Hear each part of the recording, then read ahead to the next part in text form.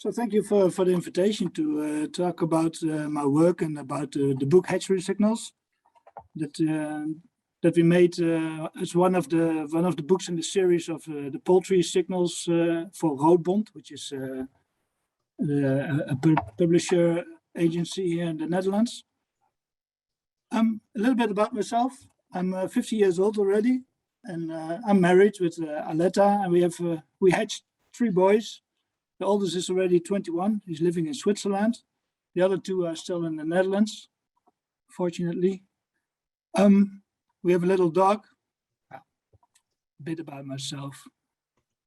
I did not study poultry or incubation science or whatever, but I did fisheries and aquaculture studies at Wageningen University. And when I finished that, I did not start working in the fisheries or aquaculture business, but I started working at a poultry processing plant, the Plukon, which is a big poultry processor now in Holland and a big part of Europe.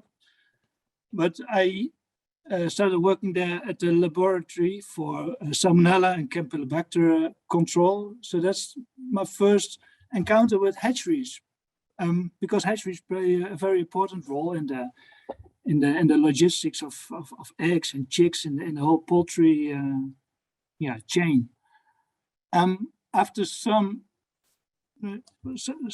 time, there was a position available at Het Speldenholt. That was the Center for Applied Poultry Research in Beekbergen in the Netherlands. And these days it was quite a famous research station. And there was a position available in the hatchery. So as a incubation scientist, there was a position available. And the nice thing about the Speldenholt was that all different chains of the poultry chain were there available. So there was not only a hatchery, but there were a breeder farm, a rearing farm. There were broiler farms. There was a poultry slaughtering facility. So we could do experiments covering the whole poultry chain. So we looked at factors that affected chick quality and performance throughout the chain. So I think that was a very interesting place. And I started my PhD research over there together with Ron Meyerhoff and with the adaptation physiology group at Wageningen University. So we had some fun over there. And I think we did some quite interesting research and first research about the effects of axial temperatures on embryo development and on chick quality and on performance of broilers and on slaughter yield. And after some years, people decided to move all the research stations to Lelystad, another place in the Netherlands. And so the dairy research and the pig research and poultry research all merged in the animal sciences group. And we became part of Wageningen University and research. And we were stationed in Lelystad, where a new Speldenholt was formed that is now owned by Evaporation. And after some time, the wise men decided to move back to Wageningen. So we had a lot of traveling time going to, I live in Dronten, driving to Wageningen. That was quite intensive time. Well, I started a consultancy agency at hatchability.com and made the website. And I put a lot of information on it about incubation, because a lot of research has been done on incubation, and also a lot of research is not always that valuable or clear to everyone. But so I tried to make a selection of the research that I find important and useful for people working in hatcheries. And since 2018, I quit my job at Wageningen University and started to work for ERES, University of Applied Sciences, at the Poultry Research and Education department. And that brought me a lot of rest as well, because I did not have to travel to Wageningen anymore. But that costed about more than 2 hours per day. So I had some time left, and that was the moment to start writing up the book Hatchery Signals. In this presentation, I will also show you some some Excel and some calculation tools. And you can find it also on the website hatchability.com under downloads, Excel downloads. So if you want to do these calculations yourself in an easy way, it is, you just download these files and you could do it yourself. So the book Hatchery Signals, it is based on the concept introduced by Roodbond, and it is based on the principles of look, think, and act. So you look at things, you think what is going on, and you act accordingly to make it better. And this is typically the mind of a hatchery manager. So he's thinking, okay, there's an egg, there's a living embryo in it, and what can I do to provide the most optimal conditions to that embryo? And at the same time, it's not only one embryo, no, it's 50,000 or even more embryos inside an incubator. So he wants to create uniform conditions to provide all the embryos the most optimum conditions. And of course, a lot of things go on in the egg. So the embryo starts developing. You see all kinds of structures being formed. They develop, and they develop into new structures. So you can go into very much of details. But if you make a graph out of it, you see these structures come and go, and you see the development of the embryo as a percentage of weight inside the egg during incubation.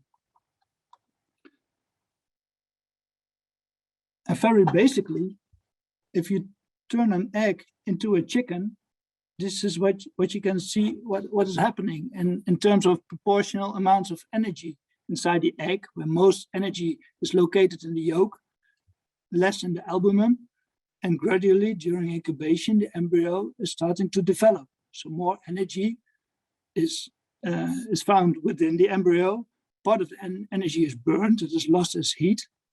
And also part of the energy is still remaining inside the yolk sac. So the chicken, and I think that is important to realize, the chicken is not only made out of body tissue, it is also it also has a fair amount of energy still left in the yolk sac.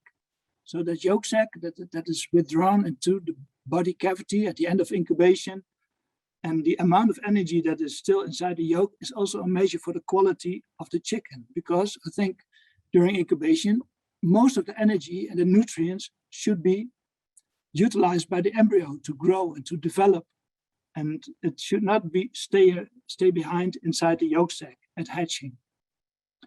So if you look at this picture, you see a scout with a small bag of nutrients, or you have a smaller one with a big residual yolk sac on his back. This is quite a big difference in terms of quality. They may in total weigh the same, and this also applies for chickens. So very basically, the whole incubation process, it comes down to this picture. There's an egg. Well, an average egg weighs maybe 60 grams. And after incubation, you end up with a chicken, and the chicken weighs around 40 grams. So 2/3 of the egg will become a chicken. A big difference is how much residual yolk is inside the chicken, because if the embryo is developed under most optimal conditions, there will be a little bit amount of energy remaining inside the yolk sac. That is the picture on top of this in this schedule.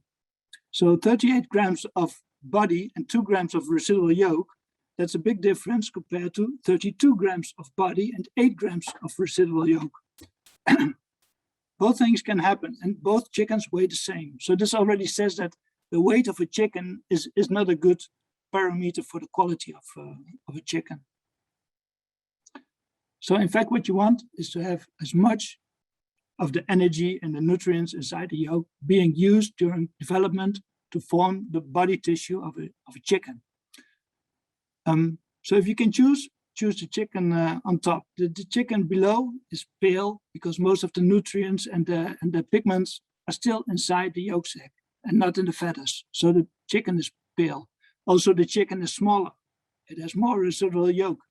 So the whole process of development was slowed down. So this chicken, all functions are not so good developed. So the digestive system is not so good developed. The thermoregulation system is behind in development. The immune system is not as well developed, and these chickens, they are prone to die. So you will have a higher mortality. They are more prone to diseases, and you'll find poor technical results in these chickens. If you look a bit to the left, we see that during incubation, the embryo consumes oxygen and it produces waste products as water, CO2, and heat. And if we do nothing with that, the process of development will slow down. So if one of the factors is limiting the others or the development of the embryo, you will end up with the chicken as the chicken here below. So we have to supply oxygen and we have to remove water, CO2, and heat from the egg. Central in this presentation also is the control of the embryo temperature. And we often use the axial temperature or EST, axial temperature.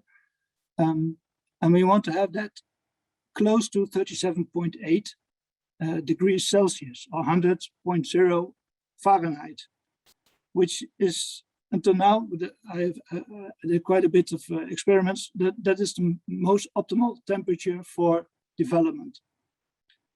So the whole process of incubation can be found within this little scheme. And we're going to have a look at what is going on if things deviate from optimum. Here you see different, well, I think you may have seen these pictures before because they are in many presentations. You see pale little chickens sitting on the table. They are not standing. It's also a sign of bad quality. Or you see small chickens, pale chickens with a big black button on the navel. It's also signs of poor development. That means that the body of the chicken was not well developed. So you have a small body, still a lot of residual yolk outside, and the chicken or the embryo, it wants to hatch. In the ultimate attempt to get out of the eggshell, it will withdraw the yolk sac, but the body is so small, it cannot contain all the yolk sac. So parts of it remain outside of the body. And you can see that back in black buttons on the navels. Or you see red beaks, red dots or red spots on the beaks, or red hocks on the legs. All typical signs of overheating and of not optimal development of the embryo.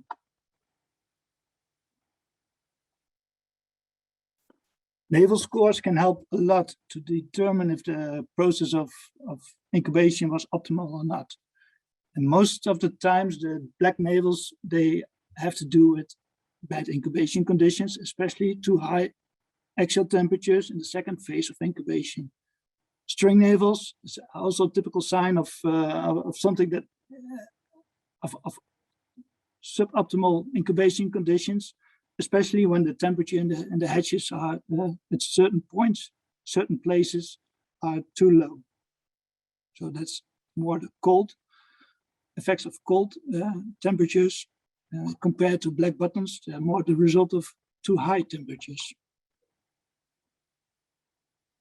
The good thing, if you want to know chick quality, you have to measure it, and you can measure it by, for example, taking the length of a chicken. But of course, chickens from young parents, from small eggs, they are shorter than chickens from bigger eggs from older parents.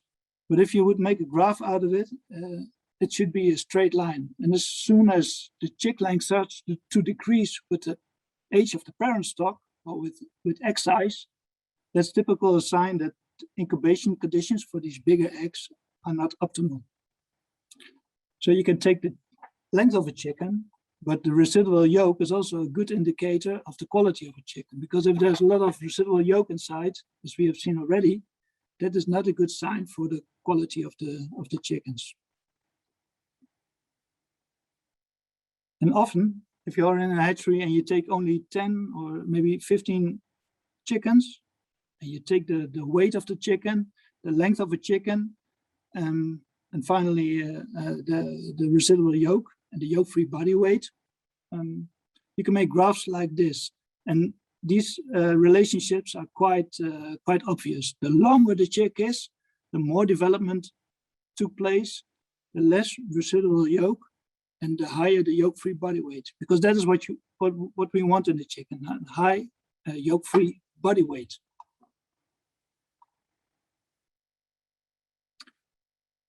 I will come to temperatures that are found in incubators, and the research that we did in the early 2000s, they were based on differences between single-stage and multi-stage incubators. And in general, multi-stage incubators were not so good able to provide the most optimal conditions to the eggs. And you find differences in hatchability, in the hatch of fertile, and the hatchability of first-grade chickens, or 7-day mortality differences, livability. So the whole performance of these chickens, in general, was less. So in multi-stage machines, of course, the idea is that you have multiple ages inside one machine, and that the cool, fresh eggs, they cool down the warmer eggs, and the warm eggs, they warm up the fresh eggs. That's the idea, is to balance the temperature of the eggs at all places. But often, it is difficult to cool down the eggs that are producing a lot of heat sufficiently, resulting in overheated eggs later in incubation, so between 13 and 15 days of embryonic age, and cooler eggs in the beginning, because the warm air is blocked or could not reach the fresh eggs. So typically, eggs were colder in the beginning and warmer at the end. But also in single-stage machines, you find a lot of variation in axial temperatures, especially in corners or places where air velocity is low. Axial temperatures can get quite high. And other places, axial temperatures are low. So one of the first experiments that we did at Speldeholt these days were that we measured the axial temperature, and we controlled the axial temperature to a certain level. In this case, we said we want to have the axial temperature in the first week at 98 degrees Fahrenheit or 100 Fahrenheit. So we called the 98 Fahrenheit the multi-stage program, because in general, these eggs in the first stage of incubation, they were colder. And later in incubation, when the temperatures of the eggs, the axial temperature was getting higher, we set an axial temperature of 102. So we manipulated the machine temperature to create these temperature profiles. So if we compare only these two profiles, we find quite big differences in yolk-free body mass, for example. So the yolk-free body mass of the embryos was like 4 grams more in the single-stage program, the constant 100 Fahrenheit program. And also the length of a chicken, it was like 1 centimeter more. The hatch of fertiles was higher. 7-day body weights of the chickens at the farm was higher. And also at hatching, the heart weight was higher for the constant 100 Fahrenheit or constant 37.8 Celsius temperature program.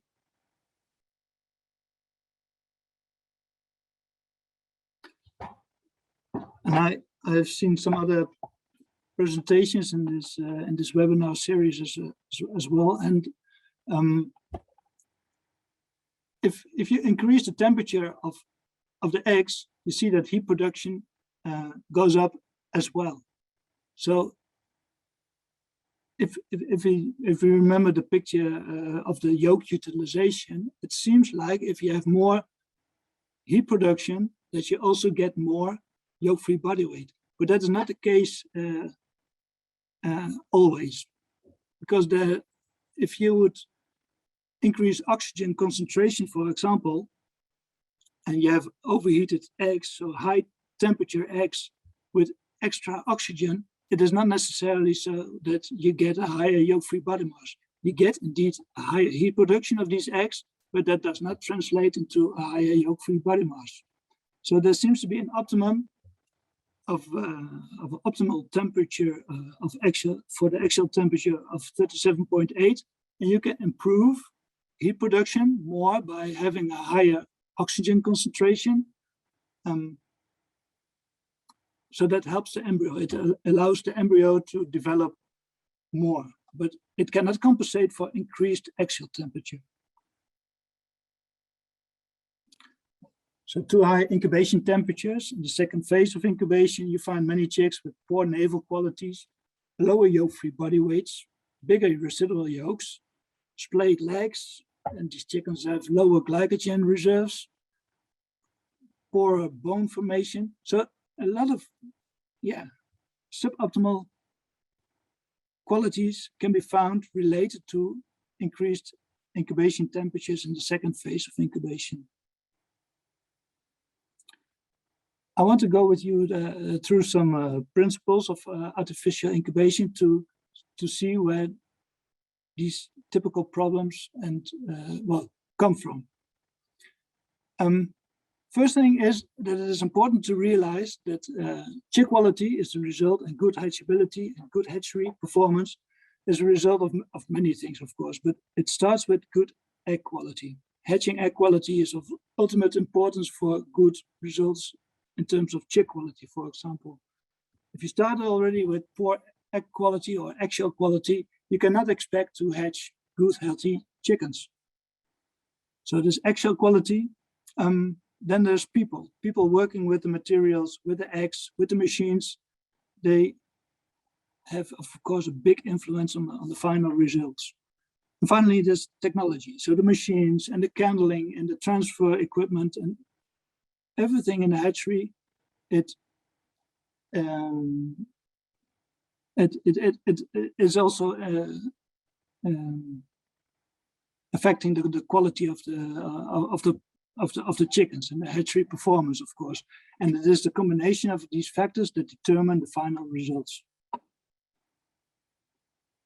The basic principles have to do with temperature, with turning, with relative humidity, so the weight loss of the eggs, and the gas exchange through the eggshell. Of course, turning is important, and I've seen already a webinar all about turning. Turning is important. That's a basic condition. If you don't turn eggs, you get poor results. Temperature is very important, and the gas exchange or the ventilation is another factor that determines the final results to a large extent. It starts with the heat production of the embryos. In the beginning of incubation, of course, the heat production is low. The embryo is very small, and only after 6, 7, 8 days, you see a gradual increasing heat production. And you see that the heat production levels off to a certain plateau phase, where the heat production does not increase anymore until the moment of internal pipping, where the embryo gets more access to oxygen, heat production can go up, and you get a typical pattern for heat production like this. So during the plateau phase, the heat production of around 150 milliwatts per embryo can be found. And when the chicken has hatched, that heat production can be doubled. So the dried up chicken, it produces around 300 milliwatts of heat. When the chicken starts to feed, and when it starts to metabolize the energy and the nutrients of the feed, the heat production can double again up to 500 to 600 milliwatts in a short period of time. So that's something to keep in mind if you start feeding chickens in the hatchery. They produce more heat. That means that you have to be careful with the temperature of the truck, for example, if you transport the chickens to the farm. And there are some differences between lines and between breeds. There are differences between different broiler breeder lines, but most obvious is the difference, of course, between layer lines and broiler lines. So if a 60-gram layer egg produces around 150 milliwatts at day 18 of incubation, you can say in general, broilers produce about 10% more. And there's an effect of egg size. So if you say each extra gram of egg weight, it adds 1 milliwatt to the total heat production. It's just a basic guideline to determine how much heat is produced by these eggs. Because in fact, the whole incubation process is a balance for temperature. If the heat production is increasing and heat loss does not cope with that, you will get an increase in embryo temperature. Also the other way around, if the heat loss is higher than the heat production and it is not corrected, the embryo temperature will go down. So it's really a balance between heat loss and heat production. And we've already seen the time and the developmental stages of the embryo has a big influence on heat production. But also physical factors determine heat production. For example, if you don't turn eggs, your heat production will go down. That means if you want to incubate unturned eggs at the same temperature, you have to increase the machine temperature to get the same axial temperature.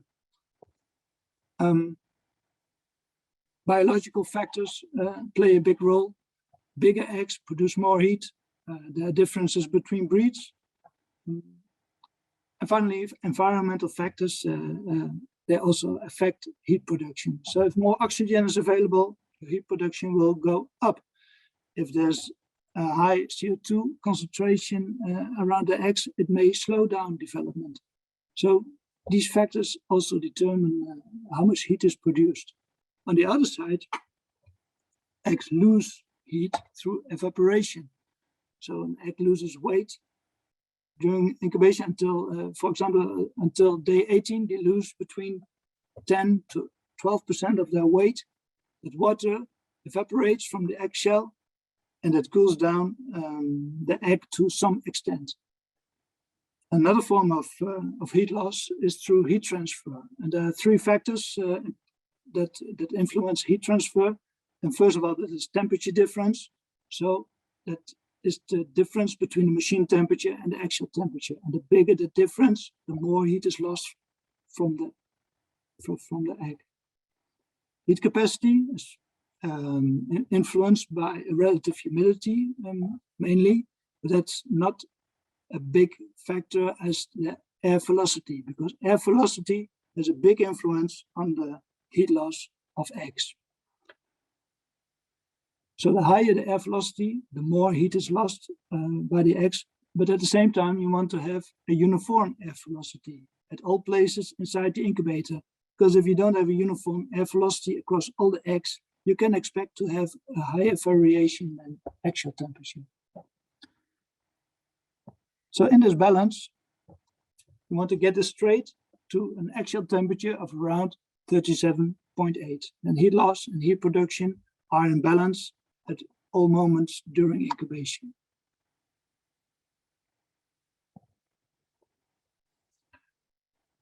So if you want to have a constant axial temperature or embryo temperature from the start all the way through day 18, maybe day 19 in the incubator when internal pipping starts, until that moment, you want to have a constant axial temperature in your eggs at all places, preferably.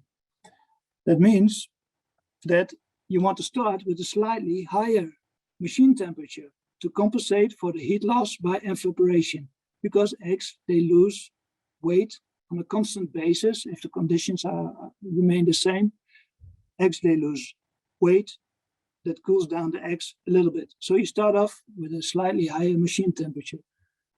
Then, after some time, when the embryo starts to grow and heat production starts to increase, you want to decrease the machine temperature, all in order to compensate for that increased heat production by giving the eggs the same axial temperature, the constant axial temperature of 37.8. If heat production goes up again and you enter that plateau phase, machine temperature was decreased more and more until you can keep your machine temperature constantly, because heat production did not increase anymore. Then after day 18 in the hatcher, it is a slightly different approach. At day 18, when you put the eggs in the hatchery baskets, you still want to have the 37.8 Celsius axial temperature until the eggs start to pip internally. Then the heat production goes up and there's nothing you can do about it. Keep the same machine temperature and the temperature of the embryos will increase accordingly. But that is necessary because from an optimal axial temperature of 37.8, we go to an optimal chick temperature of around 40 degrees. So during hatching, a lot of things happen. From internal pipping to hatching, the chick changes from breathing through the chorioallantois to lung ventilation, to breathing through the lungs. So it is a critical phase for chickens. And if embryos die, it is often in this transition period.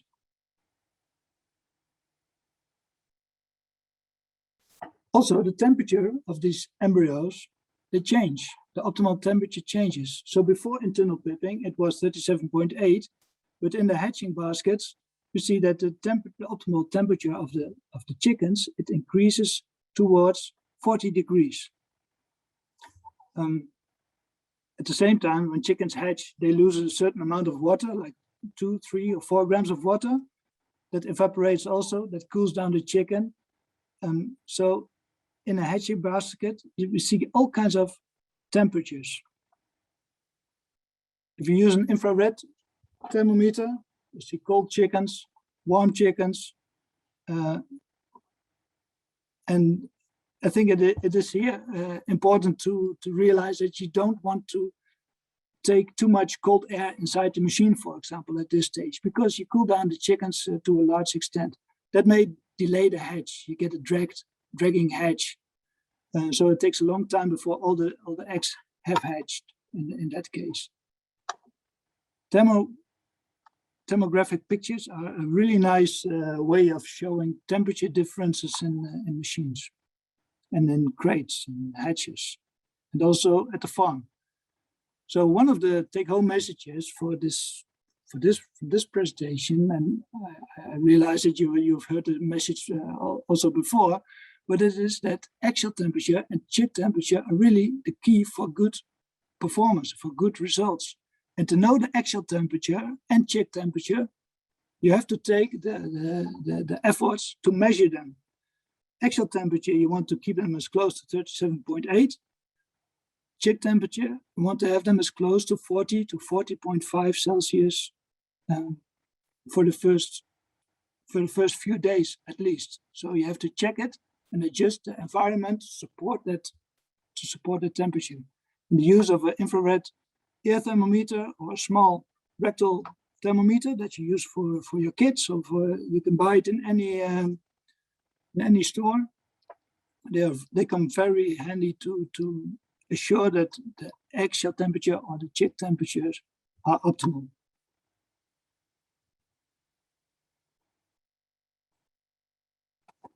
You have to realize that the temperature of eggs is not always uniform. In fact, there are no incubators that have a perfectly uniform axial temperature profile at all times, because there's always variation. Some incubators, it may be better to incubate eggs at a slightly higher average axial temperature, especially when part of the eggs are in positions that are too cold for optimal development. So if eggs are too cold at some places, it will take a long time for them to hatch. If you open the doors, you want to pull out the hatch, and these eggs are not yet ready for hatching, you lose them, so they are lost. So sometimes it's better to incubate them at a slightly higher average axial temperature to avoid that dragging hatch from these cold places. The fact that some eggs will get too hot you can take that for well, granted, because these eggs, they have hatched, but the quality will be a little bit poorer. So not as good as the constant axial temperature of 37.8. But still, they have hatched.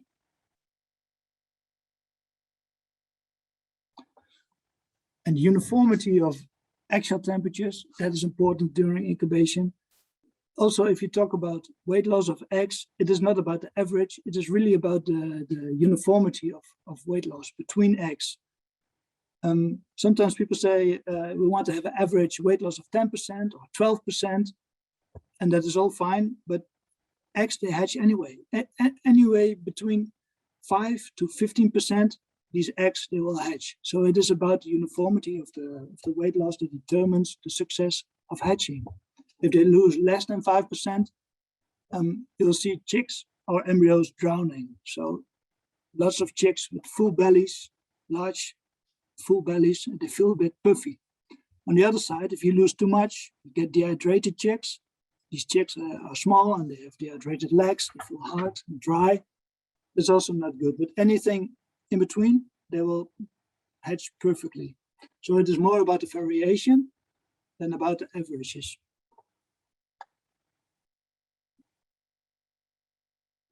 If we do a little calculation example, for example, for an incubator with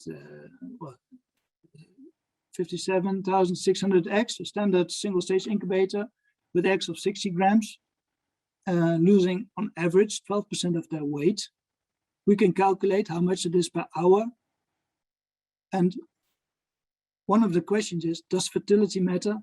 Well, fertility, it matters, of course, for the heat production, but not for the weight loss. So how can you determine the ventilation rate to remove that water that is produced by the eggs? That is one of the things that you can do in your hatchery to check if the machines work properly. For that, we have to have a look at the Mojedi diagram, or a program to calculate how much gram per cubic meter of air is available under different conditions. So if the air going in is around 25 degrees with 50% relative humidity, the air will contain around 11.5 grams per cubic meter. If the air is going out is about 37 degrees with 55% relative humidity, which is often the standard setting for an incubator, the air contains 24.1 grams per cubic meter. So the difference of 12.6 gram per cubic meter, that is scooped out of the machine per cubic meter. So each cubic meter of air going out of the machine takes away 12.6 grams. Those 57,600 eggs of 60 grams, if you do the calculation, they lose on average 1 kilograms of water per hour. So 1,000 grams per hour. And to remove the 1,000 grams per hour, that ventilation needs to be 1,000 divided by 12.6 is 80 cubic meters per hour. So doing a calculation like this, you can estimate your required ventilation rate for moisture removal quite easily. 80 cubic meters per hour. Here we have a look at the Mojedi diagram, and many people find it scary to start working with these, but to be honest, they are quite useful for incubationists, for hatchery people, because they show all the properties of the air that you can use to calculate ventilation requirements with. So for example, the temperature of 37 degrees Celsius with 55% relative humidity, that is this point here in this graph, in this diagram, it contains 22 grams per kilogram of water. we all know warm air can contain more water than cold air. So if you cool down the air and you come to the 100% relative humidity line, you can see a temperature that belongs to that of around 27 degrees Celsius. That means that eggs that are water of 27 degrees, that they will condensate if you put them in a warm incubator. So any egg or any water pipe, cooling pipe with water below 27 degrees, you will have condensation, forming of water droplets on the pipes or on the eggs. And in all cases, if you have water on the eggs, if you have condensation on the eggs, that is not good for your results. Water on the eggs means the growth of bacteria, means E. coli infections, and that results in first week mortality. So that condensation that takes place in a warm incubator where you put on fresh eggs, because these eggs, they come from the storage room, if they are below 27 degrees, you will have condensation. Also, if you take eggs from the storage room and they are at a certain temperature, you put them in the setter room. The setter room is 25 degrees because you think you want to prepare the eggs for incubation. You have to realize that these eggs, if they are colder than 14 degrees or so, 14, 15 degrees, you will find condensation on these eggs. By using the Mojedi diagram or the Excel sheets that you can use to calculate the dew point or the condensation temperatures, that will help a lot to avoid this condensation of the eggs, because then you can adjust the conditions to avoid condensation. That is also why you need a certain pre-warming schedule before you start incubation. Some incubators, they have a program in itself that runs automatically, but if you don't have a program inside the incubator, you have to realize that you can do it yourself, of course. And all these steps you can take, they are there to avoid condensation of eggs. That gives the best results. So pre-warming, knowing what you do with the temperature is very important for good results.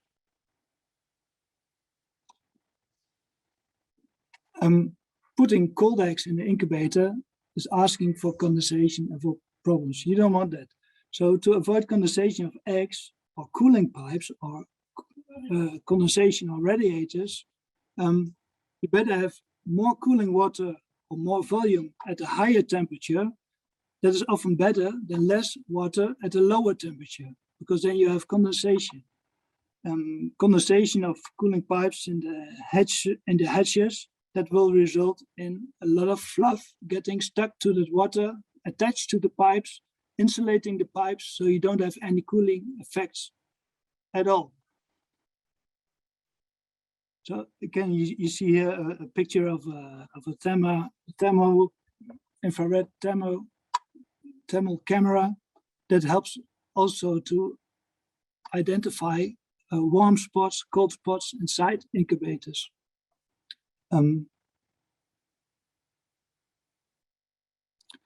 Ventilation rates can be calculated for water. We have done this already by using the Mojedi diagram. If you know the amount of, well, the grams of water per cubic meter, you can calculate the ventilation requirements for water removal. The same you can do for CO2 levels.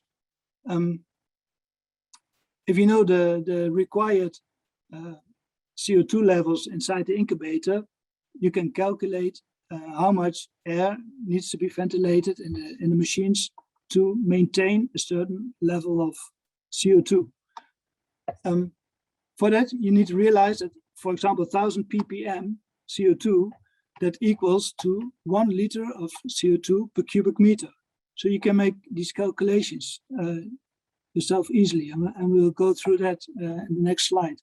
And the same holds for oxygen, for example, because if you know the amount of oxygen that you want to have at least, for example, 90% of oxygen inside the machines, you can do these calculations, because also oxygen concentrations, percentages, can be expressed in liters per cubic meter, and then 20% of oxygen, that equals to 200 liters of oxygen per cubic meter.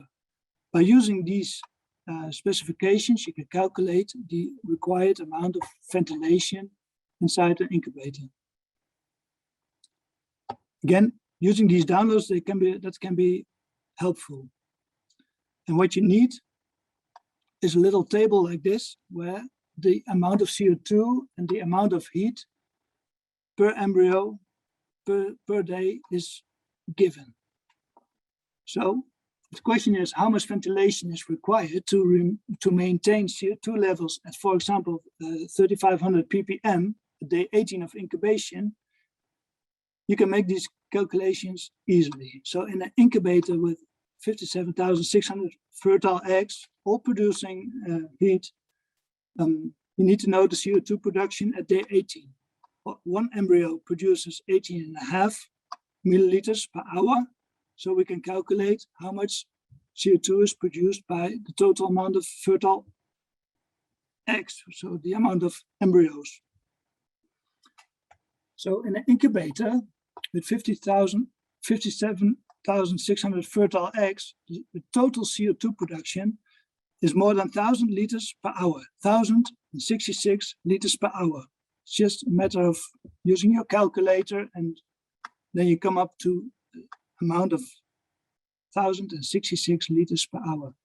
If you know the air inlet is around 350 ppm or 0.35 liters per cubic meter, and the air exhaust is 3,500 ppm, because that was the limit that you entered as a setting variable in the program.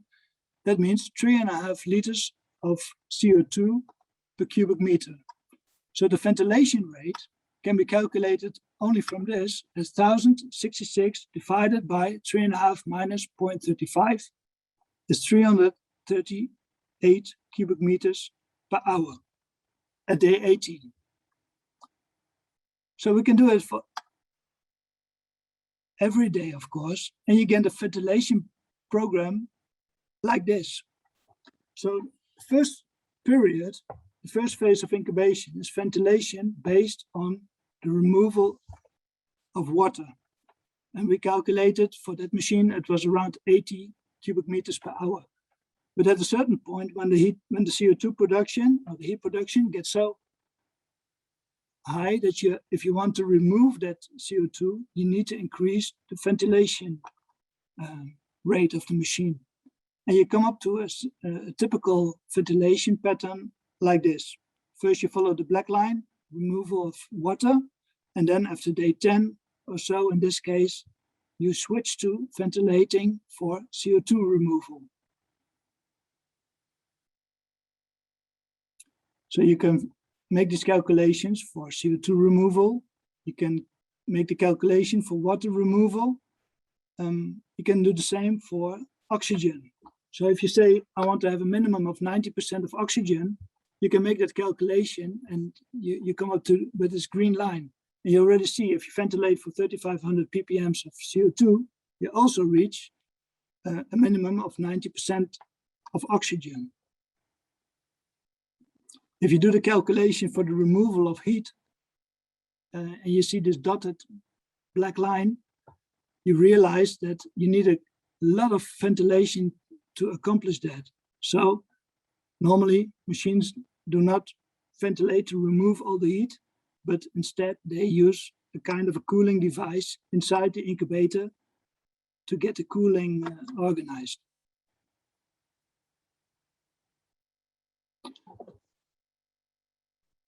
In the Excel, you can enter the different values for the conditions in the egg store, or the conditions in the setter room, the conditions in the incubator. And you do that at the places where the digits are green. Then in red, all the calculations are done, and you can get an estimate or an indication if condensation takes place. So in this case, if you put X from the X store from 16 degrees inside the setter room of 27 degrees and 60% relative humidity, you indeed get condensation of X. If you put X from the setter room, so they're acclimatized at 27 degrees, you put them in an incubator running at 37 degrees Celsius with 55% relative humidity, you don't get condensation. So that is a safe way of putting the eggs inside the incubator. But that comes very closely because anything below 27 degrees will give condensation. So using this program, you can calculate the ventilation requirements of the machine. So you get automatically a graph like this. The calculations based on heat production, CO2 production, oxygen consumption, and ventilation for water removal.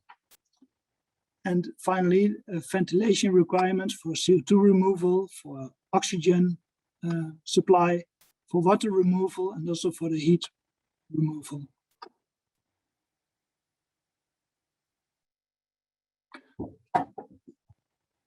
Then, for example, at day 18, when there's a ventilation rate of 338 cubic meters per hour, you ventilate more, or you remove more water than is required for maintaining a constant relative humidity inside the machine.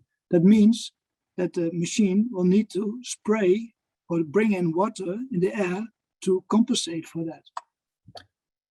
So there's a required moisture for balance. There's an increase in moisture content by egg weight loss of 2.4 grams per cubic meter or 0.8 liters per hour. That is what the eggs will produce themselves. And that means that we need to spray extra 6.3 grams per cubic meter or 2.1 liters per hour to get humidity levels at a constant level, if that is required. So that 2.1 liters of water that you spray inside the machine to compensate for that increased moisture removal, if you do that, you have to realize that you cool down the eggs also, in this case, with 0.4 degrees Celsius. Only the water loss from the eggs and the evaporation of water on the eggshell that cools down the eggs with around 0.15 degrees Celsius. If you use extra spraying inside the machine, you have to add 2.1 liters per hour of water that can cool down the eggs with 0.4 degrees Celsius. We have to also realize that if you use a sprayer, it is not at all places in the same rate, because eggs close to the sprayer, they will get more water than eggs far away in the corners. So you increase the temperature differences inside the incubator. So I hope this program makes it more understandable what is going on with ventilation for water removal, for CO2 removal, for the supply of oxygen, and what happens with sprayers, for example. And at the same time, we can question, is it necessary to have a constant weight loss of the eggs, or can you start with for example, a non-linear relative humidity set point or fine-tuning of relative humidity compared to a linear weight loss profile based on constant relative humidity? Because if humidity is constantly, in this case 55%, you will get around maybe 12% on average weight loss if all the conditions are the same. But for the embryo, it does not really matter if you reach that 12% in a linear fashion or in a non-linear or in the fine-tuning fashion. And if it supports the incubation process by having a lower relative humidity in the second phase of incubation, that also fits the idea of having not too much spraying inside the incubator to compensate for that increased water removal from the incubator. So sometimes linear or nonlinear weight loss profiles can benefit the development of the embryo and the control of the axial temperature inside the incubator.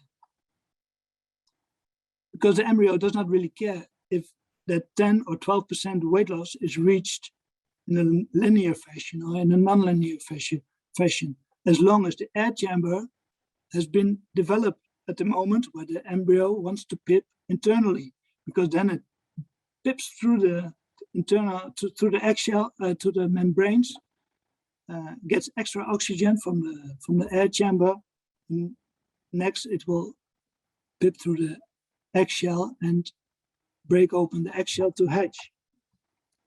What we see here is the egg tooth that helps the embryo to get out of the eggshell. And also you see the pipping muscle on the back of the head, which can be quite large, but it also disappears when the chick has dried.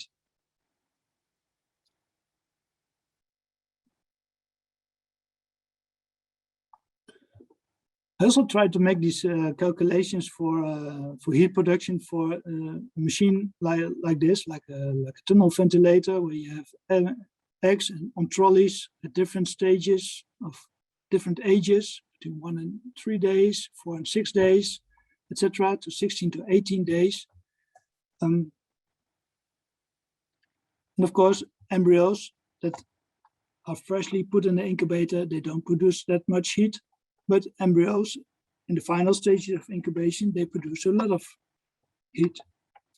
So then we see that the average heat production of the whole machine is this black dotted line that is on average between 50 or 60 milliwatts per egg or per embryo.